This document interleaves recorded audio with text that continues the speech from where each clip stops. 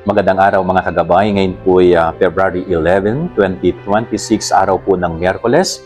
Ngayon po ay kapistahan ng Mahal na Birhen ng Lourdes. Ako po si Father Marvin at ang ating ebanghelyo hango sa ebanghelyo ni San Marcos, chapter 7, verse 14 to 23.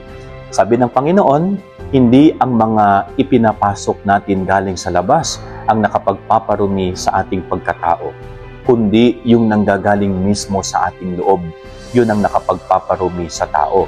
Kaya, tignan po natin ano ang laman ng ating kalooban. Ano ang laman ng ating puso.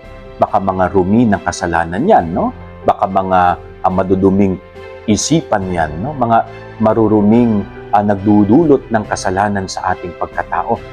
Tignan natin, i-check natin ano ang laman ng ating puso, ano ang laman ng ating isipan, ano ang laman ng ating budhi.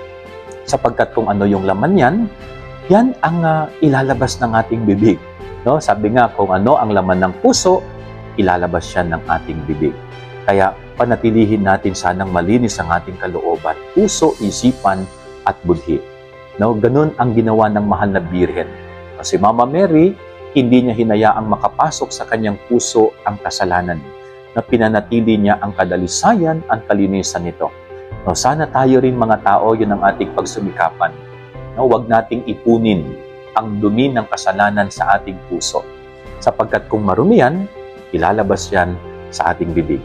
Yan ang ating gabay aral ng maghapon. God bless po sa inyo lahat. Pagpalain kayo ng Panginoon.